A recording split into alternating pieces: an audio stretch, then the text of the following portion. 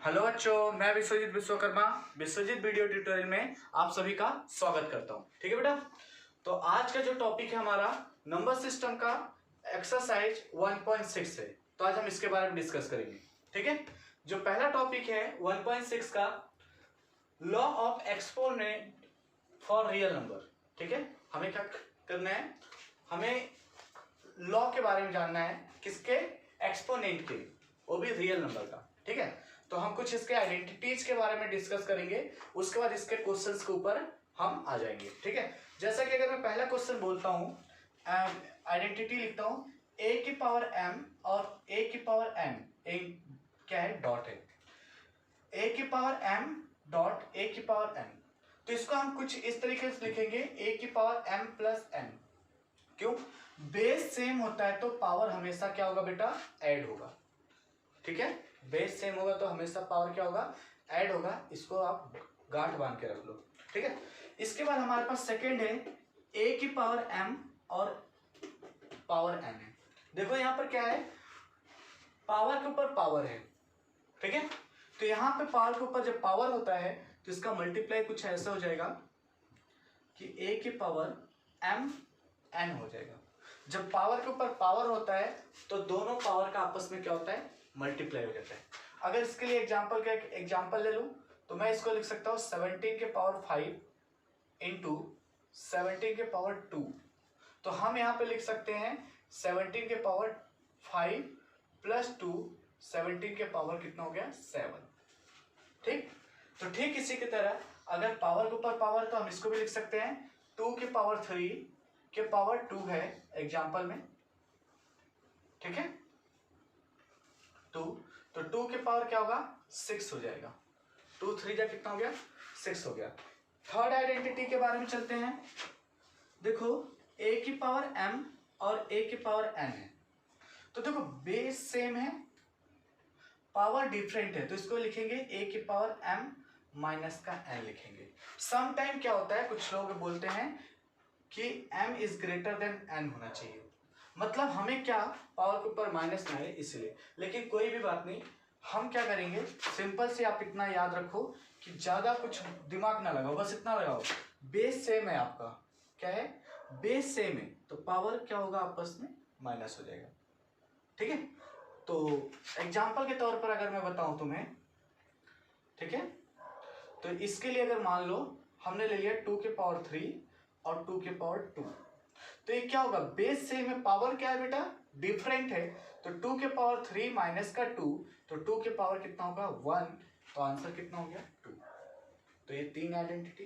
एक आइडेंटिटी और है, उसके ऊपर हम चलते हैं। देखो यहाँ पर क्या है, a की पावर m और b की पावर n है, m है, सॉरी, a की पावर m और b की पावर m है। देखो यहाँ पर क्या है, बेस जो है डिफरेंट है, पावर सेम है।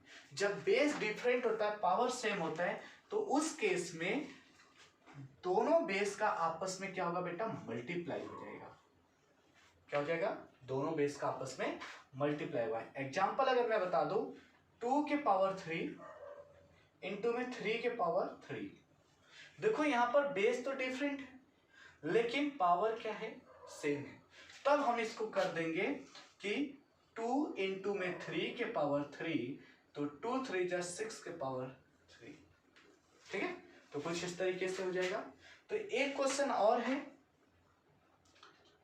अगर किसी की भी पावर क्या हो? 0 हो, किसी के भी पावर 0, तो यहाँ पे इसकी वैल्यू क्या होगा? 1 होगा। लाइक इसका एग्जांपल के तौर पर अगर मैं बोलूँ 2 के पावर 0, तो यहाँ पर भी क्या होगा? 1। 3 के पावर 0, तो यहाँ पर भी कितना होगा? 1। तो किसी के भी पावर अगर 0 है तो उसकी वैल्यू कितनी होगी? हमारा सिंपल सी बात है 1। एक पार्ट और मैं बता देता हूं आपको, 6। देखो अगर कोई भी पावर इनवर्स में हो जाए, इसको इनवर्स बोलते हैं, पावर -1, तो ये जो भी रहेगा, अगर a के पावर -1 है तो इसको लिख देंगे 1/1। अगर इसी की तरह a के पावर -2 है तो 1/a²। ठीक है, एग्जाम्पल के तौर पर अगर मैं बताऊं आपको, तो 2 के पावर अगर -2 है तो 1/2 का स्क्वायर होगा 1/4 2 का स्क्वायर। ठीक, कभी कभी क्या होता है, अगर 1 के पावर a है तो इसको हम इनवर्स में ऐसे भी लिख सकते हैं। ठीक है बेटा, तो ये सारा चीज हो गया, इसको नोट करो। ये बहुत इंपॉर्टेंट आइडेंटिटी है जो कि इसके भी है, हम चलेंगे इसी के ऊपर से क्वेश्चन सॉल्व करेंगे और इसी का यूज करेंगे। ठीक है, तो चलो एक्सरसाइज पे हम आते हैं। ठीक ठीक है बेटा, तो एक्सरसाइज का 1.6 का पहला क्वेश्चन है फाइंड। देखो 3 पार्ट दे रखे हैं और इसको क्या करना है, फाइंड करना है। पहला पार्ट अगर सॉल्व करते हैं तो देखो यहां पर क्या है, सॉल्यूशन में देखते हैं पहले पार्ट का। 64 के पावर 1/2 है। क्या बेटा, 64 के पावर 1/2 है। क्या हम इसे इस तरीके से लिख सकते हैं,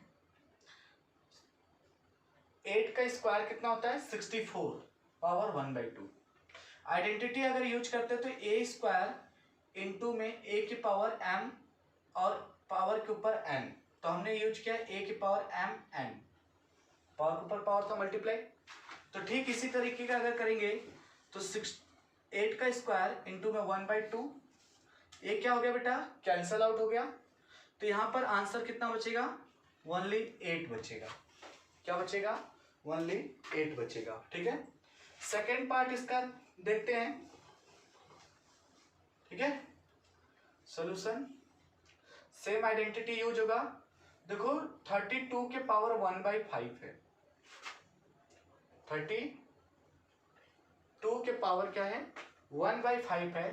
तो 32 को अगर हम लिखना चाहे तो फैक्टराइजेशन करोगे तो क्या लिखोगे, ऐसे फैक्टराइजेशन होता है 32, तो 16, फिर 2 से डिवाइड करोगे 8, 4, 2, 1, 1 2 3 4 5, तो 32 के पावर 5 मतलब 2 के पावर 5 इंटू में 1/5 होगा। आइडेंटिटी क्या है, a के पावर m पावर n, तो a के पावर m n होगा। तो 2 के पावर 5 इंटू में 1/5, ये 5 से 5 कैंसल आउट हो गया। 2 के पावर 1 कितना आंसर आएगा बेटा, 2 आएगा। ठीक ठीक इसी तरह इसको भी 5 के पावर क्या लिख सकते हो, 3 लिख सकते हो, क्योंकि 125 क्या होता है 5 का क्यूब होता है। पावर कितना हो गया 1/3, पावर के ऊपर क्या है मल्टीप्लाई हो गया, तो क्या हो गया कैंसल आउट हो गया, तो कितना हो गया 5। ठीक है, तो चलो नोट करो, इसका सेकंड पार्ट हम करते हैं। ठीक बेटा, ठीक है बेटा, तो सेकंड क्वेश्चन क्या बोल रहा है, फाइंड 9 के पावर 3/2 है। Second question, third question, fourth question, तो इसके 4 पार्ट हैं और चारों पार्ट हम क्या करते हैं इसके सॉल्व करते हैं। तो देखो पहला पार्ट अगर सॉल्व करते हैं तो कुछ इस तरीके से होता है सॉल्यूशन। देखो 9 3 के पावर 2 है, तो 3 का स्क्वायर लिख सकता हूं मैं, 9 को लिख सकता हूं 3 का स्क्वायर, तो 3 पावर 2। देखो पावर के ऊपर a के पावर m और पावर के ऊपर n, तो a के पावर m इंटू में n हो जाएगा। तो ये क्या होगा 3 के पावर 2, 3 के पावर और a कितना होगा 3/2, तो a2 बेसिक इससे क्या हो गया बेटा कैंसल आउट हो गया, 3 के पावर 3। अब इसको जब लिखोगे तो 3 इंटू 3 इंटू 3, तो कितना हो गया 27। क्या हो जाएगा बच्चों 27, ये हमारा आंसर। सेकेंड पार्ट अगर देखा जाए तो कुछ इस तरीके से है, इसको भी हम लिख सकते हैं 2 की पावर 5, 32 को लिख सकते हैं 2 की पावर 5, और ये देखो 2 के पावर 5, सेम आइडेंटिटी। ठीक है, तो a इंटू में तो कितना होगा 2 के पावर 5, 2/5 कैंसल आउट हो गया, क्या बचा बेटा 2 के पावर 2 कितना हो गया बेटा 4। आया बात समझ में। ठीक, इसका क्या होगा 64 है, तो इसका 2 के पावर 4 लिख सकते हो 64 को, और 3 के पावर 4।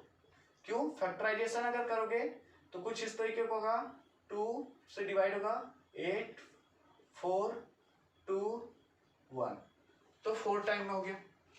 तो यहां पर क्या हो गया, सेम वही आइडेंटिटी है, देखो आइडेंटिटी एक ही लग रहा है।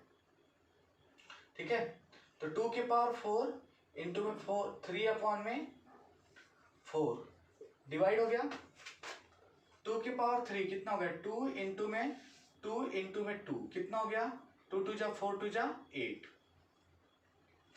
ठीक है बेटा। फोर्थ पार्ट देखते हैं।